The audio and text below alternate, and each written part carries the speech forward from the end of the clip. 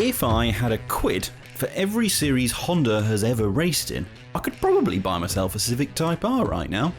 Well, sort of. But there's no need for hyperbole. Honda just does racing, and it does lots of it. Here are 5 of its greatest racing machines ever. And if you do enjoy the video, please do remember to give it a like and subscribe to the channel if you've never seen us before. Why not do it? It really doesn't take long. Now, let's start really quite near the beginning.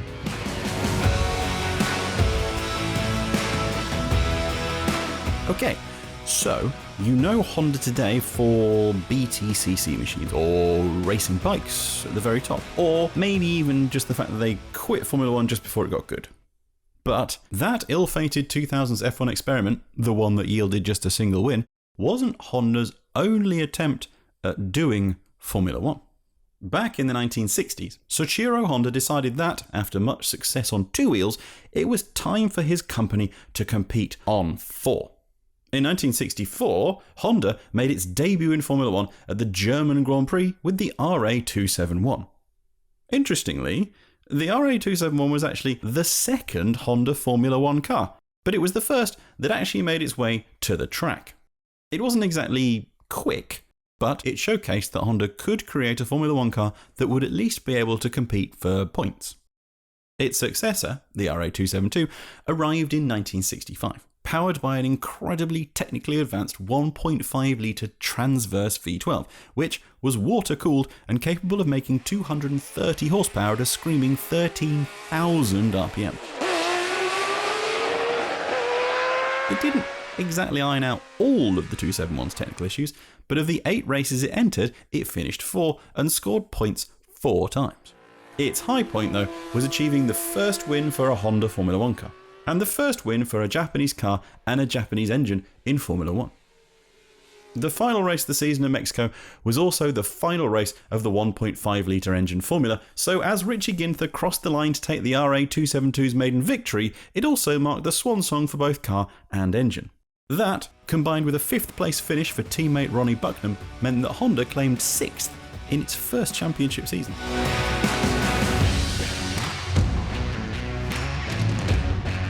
The RA272's follow-up, the RA273, wasn't really much of a step forward. Featuring a redesign of the predecessor's V12 bored out to the new 3-litre regulations, it only raced 3 times in 1966, scoring points once, with Bucknam and John Surtees used it to score 1 podium and 2 more points finishes in 1967. Its follow-up was the RA300. This car featured the same V12, but in a lighter and better handling chassis. That chassis was designed by Lola chief Eric Broadley and was largely based on the Lola T90 that raced in the Indy 500.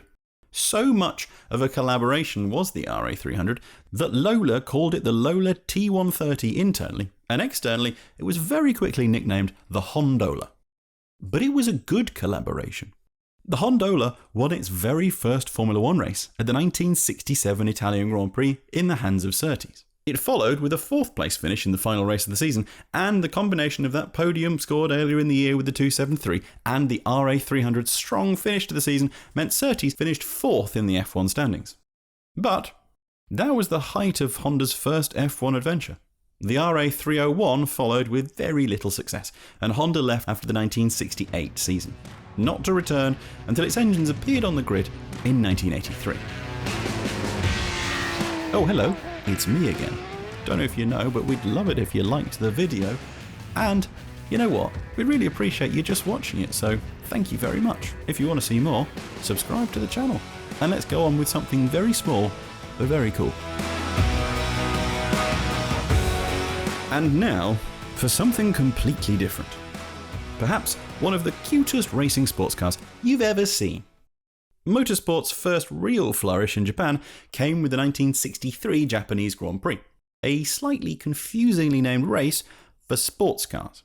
Within 2 years, Honda had established Honda RSC, the Racing Service Club, and pretty much as soon as the dinky S800 sports car was launched in 1966, there was a tuned version of it ready to go racing.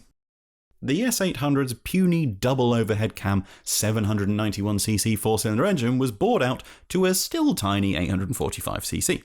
It was given high-performance pistons and a quad CR carburetor that meant that power rose from 69 horsepower to nearly 100. Complete with a 5-speed racing gearbox, the dinky S800 had been slimmed down from its not exactly lardy 720 kilograms down to 660, and it could reach a leery 124 miles an hour.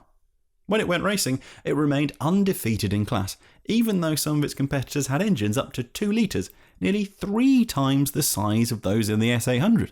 Its crowning achievement was a class victory at the 1968 12 Hours of Suzuka. The canary yellow S800 RSC won the GT1 class, and to top it off, Kuniomi Nagamatsu and Yoshifumi Kikura were third overall when they crossed the line. Cars they had defeated weren't just some no-marks. There were Nissan Fairlady Roadsters and Skyline 2000 GTs in there. Small, but very mighty.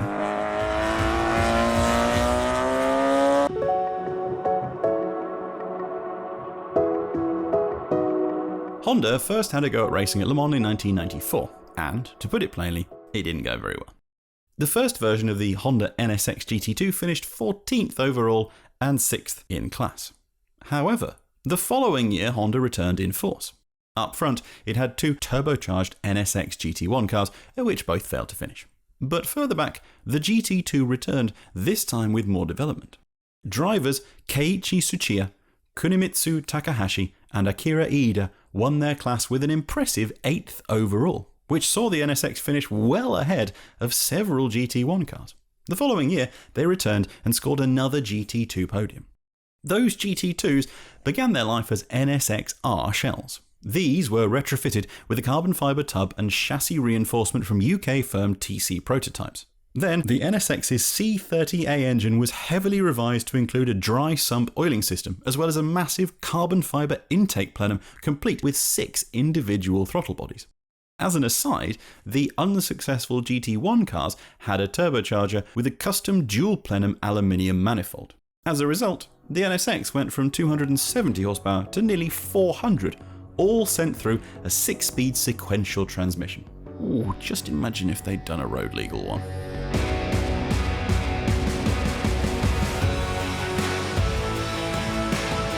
Here you go. This is the one you're waiting for, the BTCC car. But maybe not this one? Well, if you weren't, you're wrong anyway. The Integra Type R's sheer BTCC dominance means basically nothing else comes close in Honda's entire history. The car was quite a sneaky design from Dynamics, which ran Honda's BTCC Charge, and still does today. It had been running a Civic Type R with some success in the BTCC since 2002.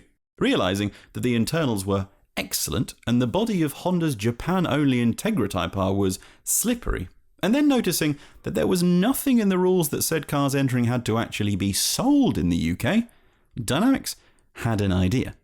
Slotting the Type R internals from the Civic into the body of the Integra, Dynamics created a monster with no real official support from Honda. Team Dynamics won the Teams Championship in 2005 by over 100 points. And Matt Neal scored points in every single race of the season to finish first in the championship. In 2006, the Integra was, if anything, even more dominant, securing another 100-plus teams win and Neal's second title. Dynamics moved on, but so good was the Integra that the cars were sold into privateer hands and were still racing in 2011. To add to its achievements, Dan Eves became the first driver to ever win all 3 races in a single BTCC weekend, driving a Honda Integra Type R. Well, that's 5 of what we think are Honda's greatest racing cars of all time. But what have we missed out? Let us know in the comments, and please don't put bikes. This is about cars.